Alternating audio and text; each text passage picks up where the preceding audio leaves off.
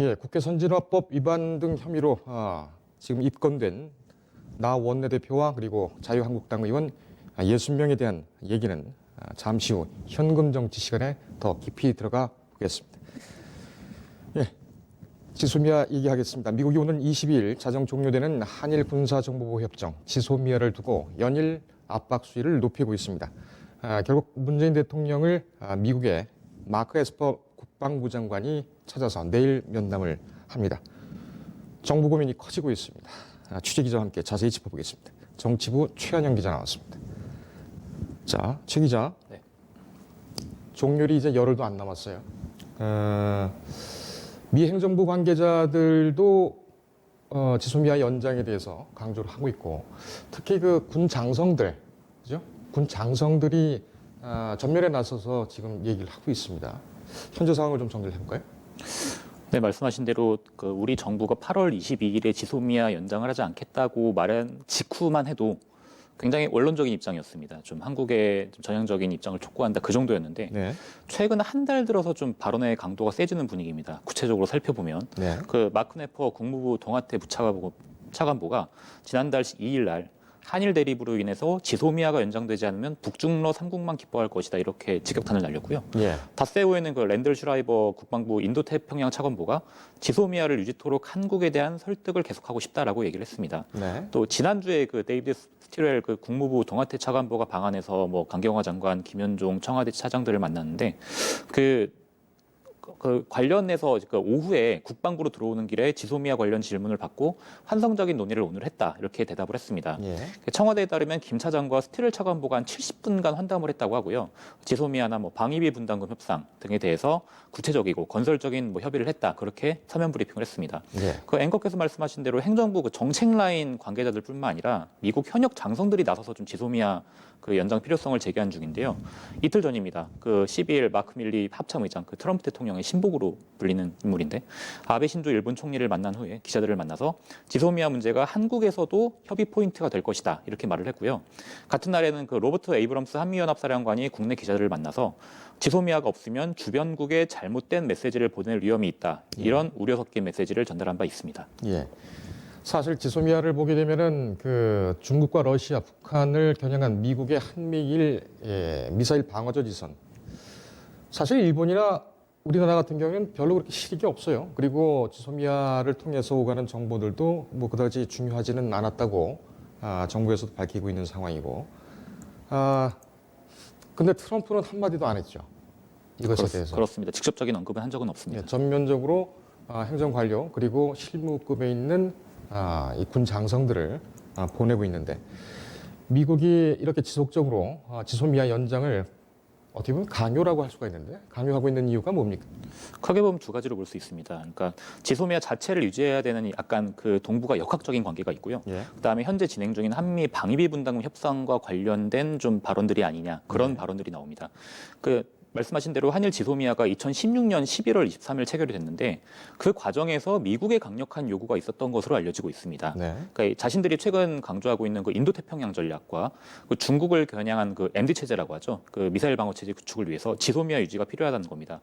그러니까 미국이 공식적으로는 지소미아가 한미일 안보 협력을 위해서 필요하다는 입장이긴 한데 네. 나아가서 그 중국 견제용 한미일 동맹 구축 전략과 맞닿아 있는 거 아니냐 이런 식의 좀 의구심이 제기가 되고 있습니다. 두 번째는 그 방위비 협상 문제인데요. 이것이 지금 이렇게 양국의 금액 차이가 좀 크다 보니까 이것에 대한 지렛대로 쓰려는 것이 아니냐 그런 관측도 있습니다. 그러니까 결론부터 말하자면 이게 현 상황에서는 지소미아가 예정대로 말씀하신 대로 22일 자정을 위해서 종료될 가능성이 현재로서 높아 보입니다. 예. 이런 분위기 속에서는 미국이 동북아시아에 가해질 각종 안보 위협이 높아질 수밖에 없고 미국 입장에서는 그 방위비 분담 협상에서 본인들이 더 이제 많은 비용들이 좀 필요할 것이기에 한국 너네가 더 부담을 해라. 그런 식으로 지금 명분으로 삼는 거 아니냐. 그런 식의 발언이 나오고 있습니다. 예. 그러니까 밀리 의장이 그 보통의 미국인들이 주일 미군이 왜 필요한지, 왜 부유한 나라들이 스스로를 방어하지 못하는지에 대한 근본 의문을 갖고 있다. 이런 말을 한 적도 있습니다. 그렇군요. 자, 지소미아 연장 문제에 대해서는 정부는 뭐 일관되게 원칙론을 고수를 하고 있고 정경록 국방부 장관이라든지 일부 실무자들은 뭐 개인적인 의견임을 내세워서 또 유지 가능성도 뭐 얘기를 했습니다. 지금은 어떻게 정리가 됐습니까?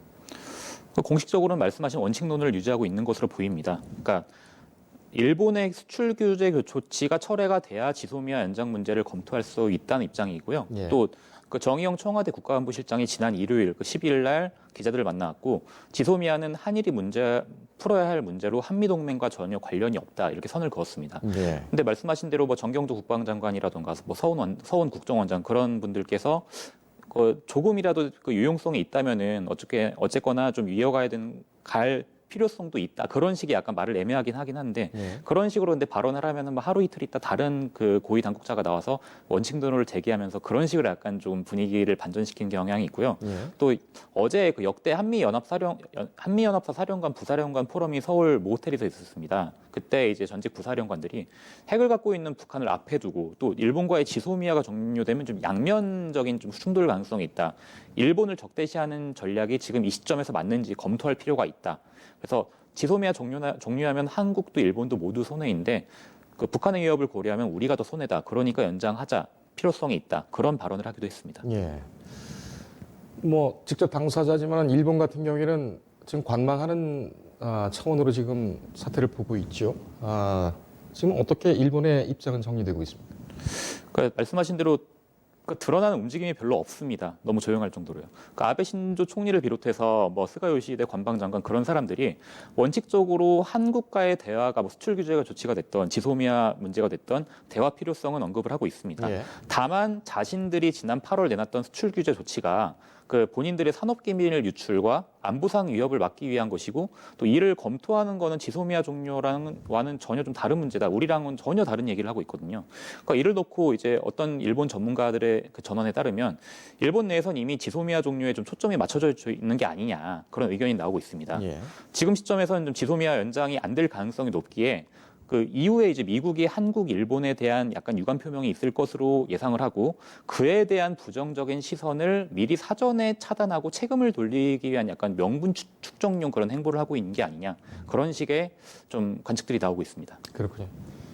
지금 일본 같은 경우에는 뭐 급히 서두르거나 속내를 드러낼 필요는 없죠. 지금 상황으로서는 어떻게 유리하게 전개가 되고 있는 거니까요. 저희 뉴스리듬 팀에서는 이 지소미아 연장과 종료 이것에 따라서 국제 안보 분위기가 어떻게 바뀔 것인지 내일 전문가와 함께 더 깊이 들어가서 설명을 해드리겠습니다. 오늘 고생했습니다.